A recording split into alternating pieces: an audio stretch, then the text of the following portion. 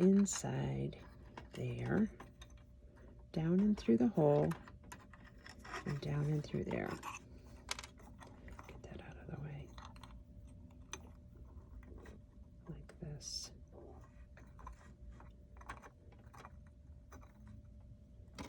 Put another one on this side.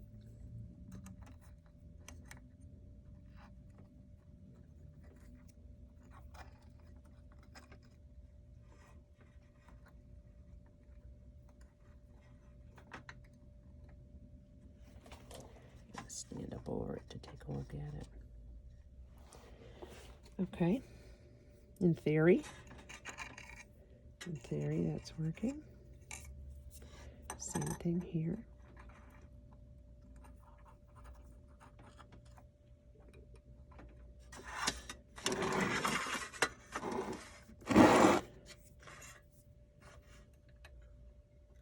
Bring that up. Pin that.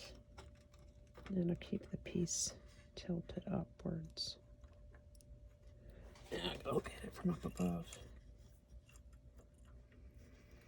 And it's got to be lined up just right. And if it's not lined up right, solder's crooked.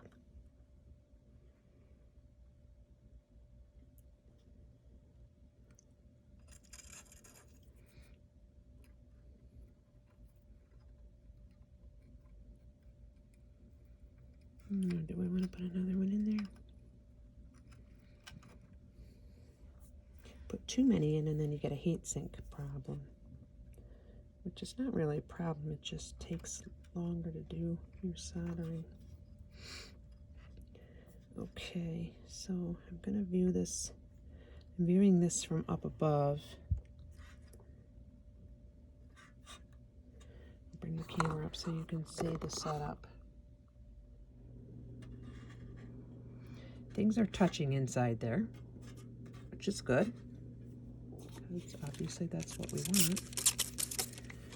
Mighty Flux, gotta use medium on this because I used hard on the join for the center ring. I'm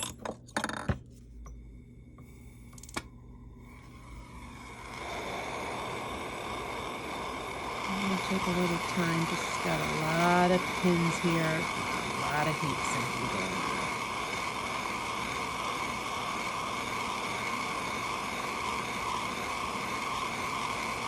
Ultimately, what I need to be doing after this is putting solder up in those areas there as well.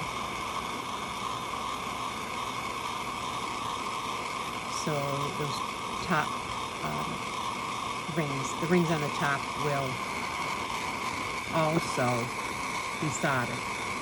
Because if they're left loose, you know, the second you get it caught on something, they'll break.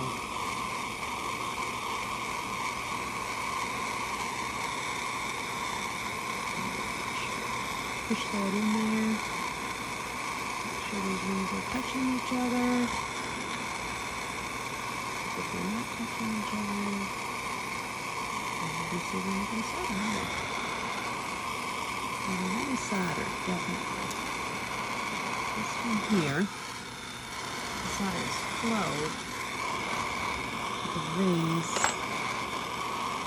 are not quite touching enough. So what I'm going to do, so you can see it,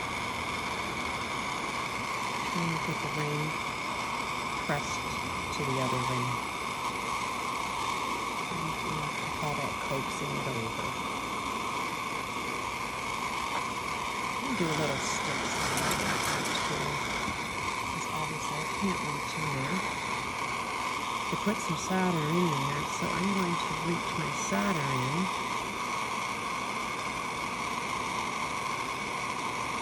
and I'm going to add solder that way. And since I did the one, just to make sure I have enough solder, I'm going to add it on the other side as well. It's got sticks on it.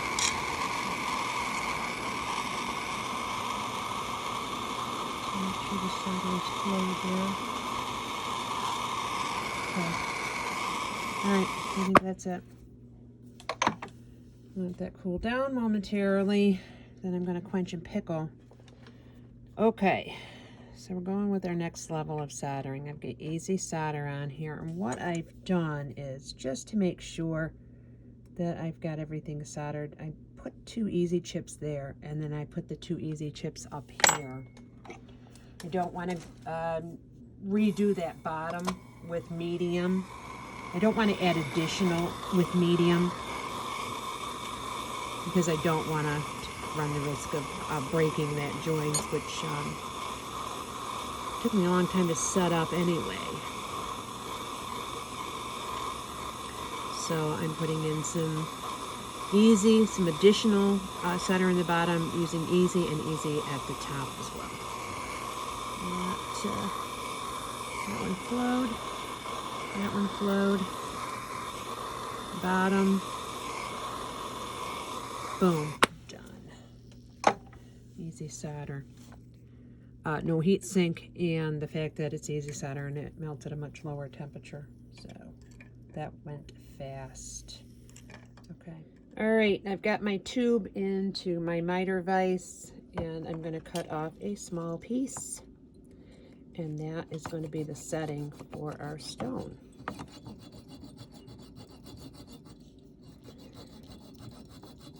So the miter vise is, my goodness, is a handy tool. They also make a tube, a device that holds tubing so you can cut it.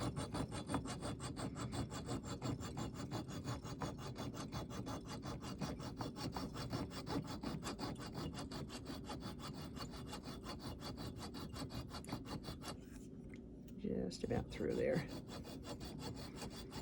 Keep my finger on it so I don't drop it. Okay. So that is our little piece of tubing that we are going to solder in to do the tube setting. I'll show you this little piece of tubing. We've used hard solder to do the main portion of the ring. We used medium solder here in the back to attach the 2 outer rings to the center ring. Then we used easy solder here on this joint, and of course I did add a little bit more down there. So that leaves us with needing extra easy solder in order to do the next level of soldering. So I took my little tube setting here, and by, let's see which end I did, by running it along the file, I've created a nice smooth edge. And that I'm going to put in, I'm going to solder this upside down. Alrighty, so I'm going to get this set up to solder that tube setting in there. I'm going to put this pin under the edge so it doesn't rock, and it allows this portion here, to lay right flat up against the honeycomb board. And tuck that little one right in there, and I'm going to grab some extra easy solder. But I'm going to set 2 in there.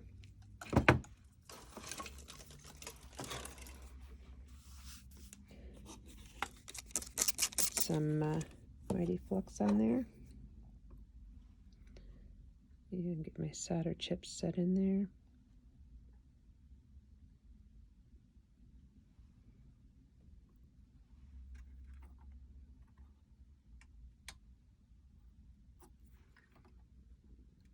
Tuck that right up against that.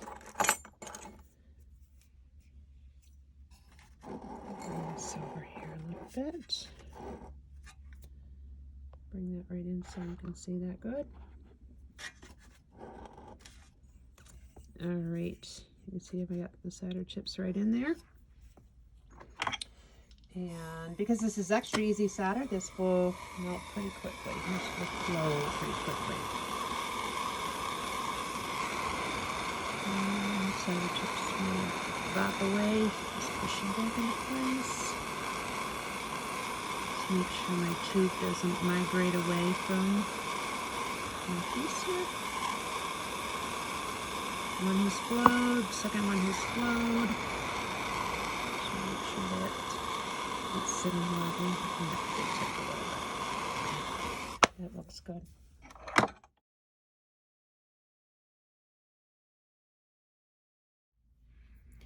Okay, so we're going to get to the point where we're going to be setting this stone shortly. But what we need to do first is to create a seat inside this tube setting. And what that's going to allow is for this tanzanite that I've chosen to sit down into the tubing. And the seat creates a little place, a little rim for the stone to sit on, and then we take that top edge and we fold that over, and that's going to hold that stone in place. So I have a 4mm stone here, so I need to do a couple of things. One is we're going to start out with a ball burr, and a ball burr is pretty much, you know, the way it sounds. It's a ball, and it fits into our Fordham here. And I'm going to remove some of the material, starting with the ball burr. Ball burrs are relatively inexpensive, so when you're going to be removing material, before you do any fine tuning, it's better to use a ball burr, which is less expensive, because these are consumables. Use something that's less expensive to remove the majority of the material before you use something that is more expensive. So I'm going to grab some beeswax because we're going to lubricate the bit with the beeswax. Okay. I'm going to load up a little bit of beeswax on my ball burr. What I'm showing you is not comprehensive. There are a lot of videos out there if you really want to learn stone setting. So what I'm showing you is not super comprehensive. And I would suggest spending time learning stone setting from some of the masters. So I am just going to remove some of the material to start with. You want to keep your bits lubricated. Let me just move it over here. You want to keep your bits lubricated quite well. Now I'm only going to use this ball burr till it reaches about the tip, or excuse me, about the edge of the top of the ball. That's about all I'm going to use that for. So I've removed some of the material that way. Now I'm going to use my setting burr, my 4mm setting burr. And this is going to create the straight sides that we need.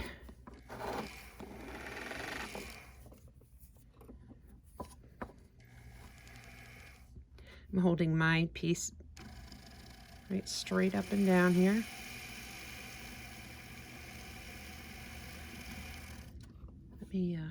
Let me get that focused in really good there for you.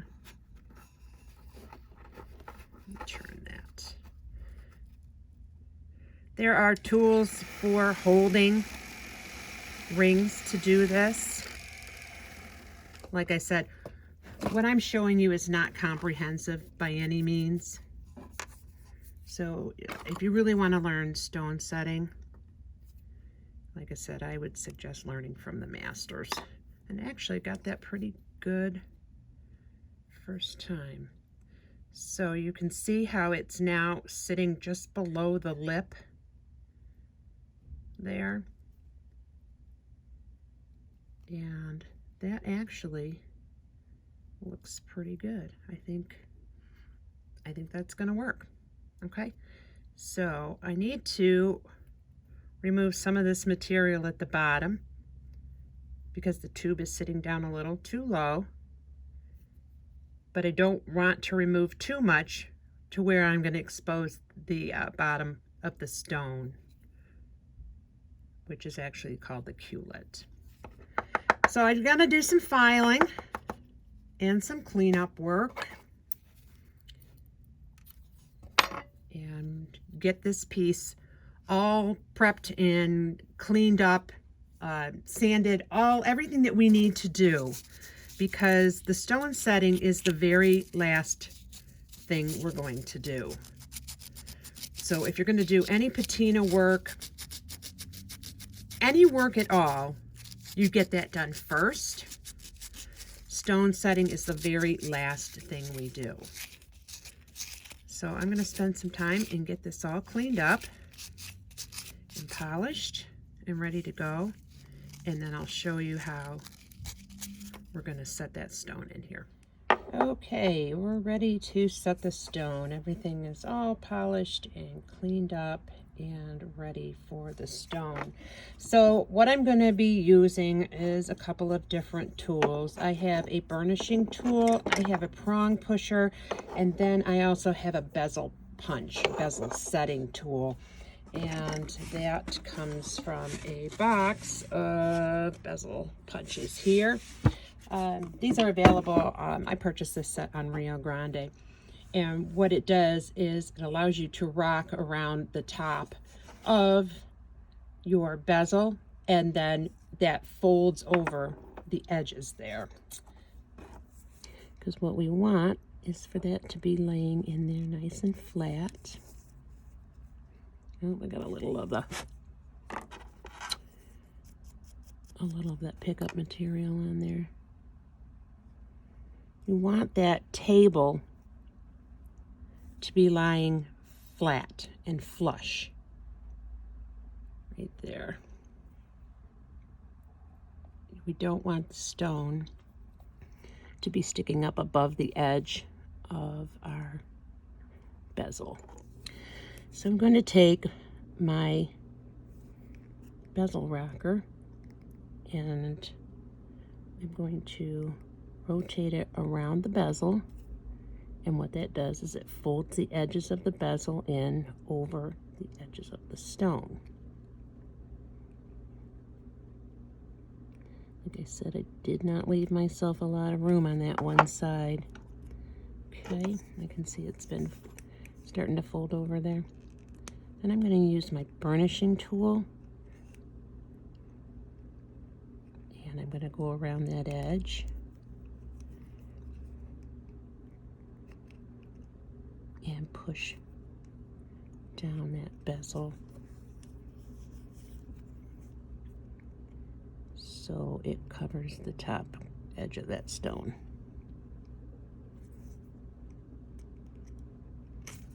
You can also use a prong pusher and then go at 12 o'clock, 6 o'clock, 3 o'clock, 9 o'clock, and just keep rotating around and around till you get that all in there.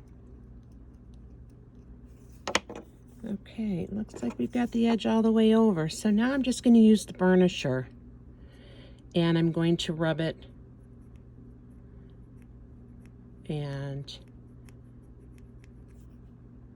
smooth all that top edge of the bezel.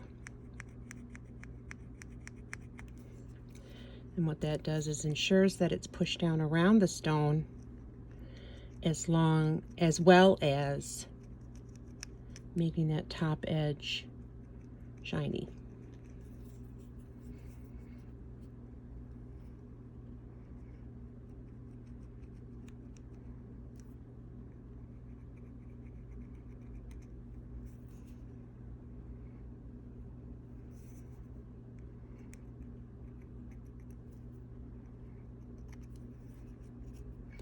You always want to feel that and make sure you don't have anything sharp. Any edge of that is sharp. Try to get that all in there, nice and tight. Then I like to take a polishing wheel on my Fordham and go over the top of that bezel edge. And that just ensures that that bezel is smooth and shiny. tube setting. Because this is a soft rubber wheel, there's no damage to the stone at all.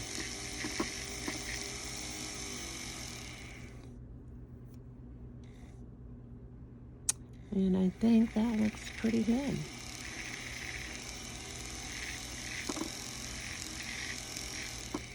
Okay. I'm going to grab my brass brush because I didn't create a super high polish on there. There is a polish, definitely, but not a high polish. I finished it off with my brass brush, so I'm just going to touch it back up with the brass brush. Okay, and let's take a nice close look at this. And you can see how the top edge of our tube setting is folded over, and it's just enough to hold that stone in very nicely.